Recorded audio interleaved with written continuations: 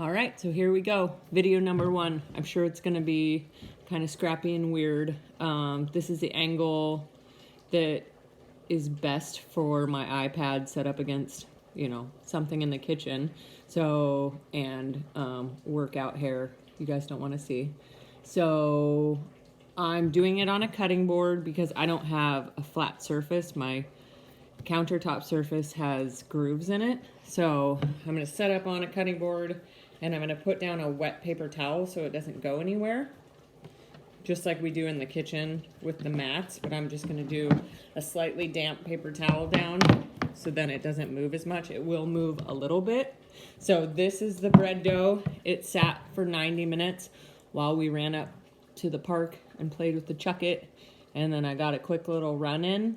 So 90 minutes, and it's proofed up to a little over double, which is great. So what you guys are going to need is baking sheets with parchment paper. I have 2 sitting out here, and then I have a scale, a kitchen scale, so I can weigh out my dough, because we want to weigh out our dough so we know that they're the same size. I'm going to put some of this dough, maybe like a third of it, away, because I'm going to do some breadsticks with it later with my niece and nephew, and I'll take a video of them doing that. We've done breadsticks in class with some of you, but some of you may not remember or may get something out of it. So with this dough, I'm going to do 10-ounce portions, do little demi baguettes.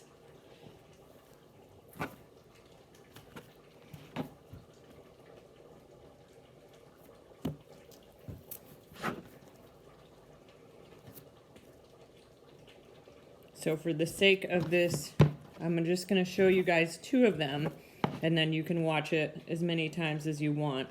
But, or maybe I'll show you 3, just so I can get 1 full tray. And then we're going to have to let them proof again for probably 45 minutes to an hour. Depends on how warm your kitchen is. Right now, my kitchen's super warm because I have my Instapot going with beef stew, because what's a baguette without beef stew?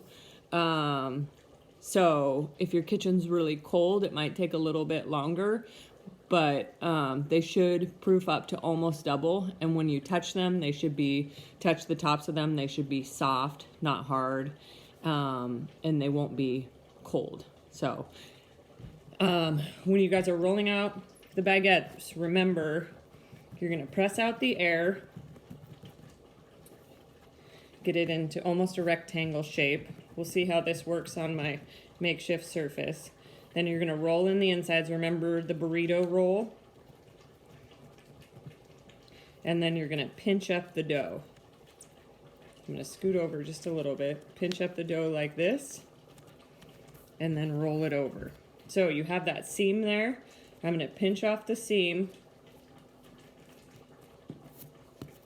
And then I'm going to roll from fingertips to palm, trying to push out any of those air pockets that are there. If you've ever had a baguette that's had a big hole in it, it's kind of a bummer, especially if you're doing something like crostinis or even a sandwich and it's got a ginormous hole down the middle. It's kind of a bummer. So I'm putting some pressure on this. You're not just kind of like giving it a nice, comfortable massage. Think like deep tissue massage. And rolling out any of those air pockets.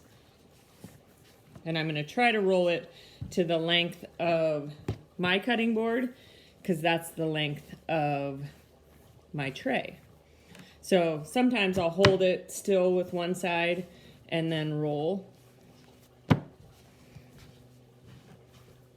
And this cutting board is giving me a little bit of issues, but it's not too bad.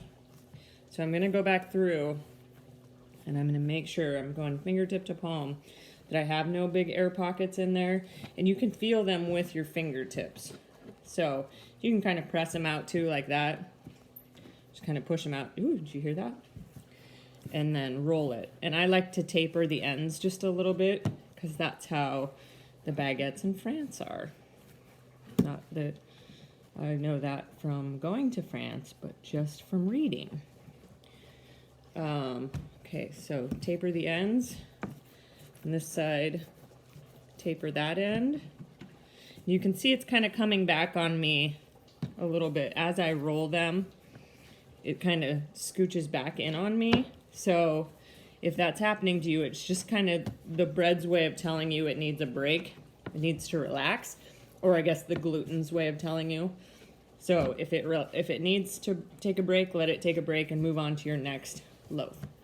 So tapered ends, tapered ends. So now I'm going to put it onto my tray. And I'm going to start a new one. So flat, flat, flat, flat. Roll in this, or pinch in the sides, and then pinch up from the bottom. Roll over, pinch off that seam that you have. You can hear all those little bubbles maybe popping in there, the little air pockets. But that's just the gas that it makes from the yeast and the sugar doing its job. So I'm gonna roll. This one's got a huge air pocket in the center. But I'm gonna roll it out.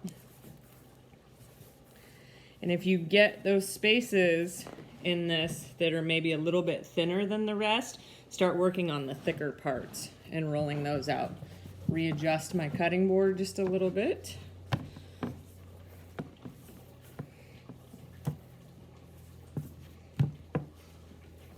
So fingertips to palm. Whoop. Fingertip to palm. See if I can ditch the cutting board for just a second.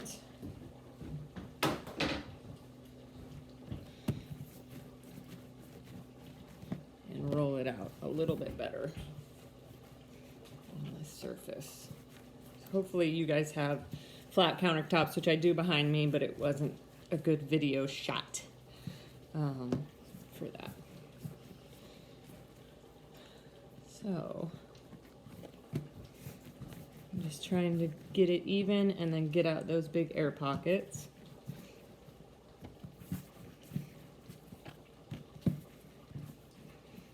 Make it as long as my tray.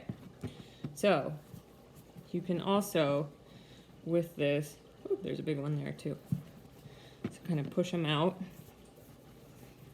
and then taper the edges. And they don't need to be perfect. Your first couple baguettes aren't going to be perfect. My first job when I was 15 was at a catering company, and I had to make a ton of baguettes. And the woman that I worked for was really particular about the way she liked them, and if they had any holes in them, she would get really upset, so I got pretty good at it. My sisters used to make fun of me for how big my forearms were.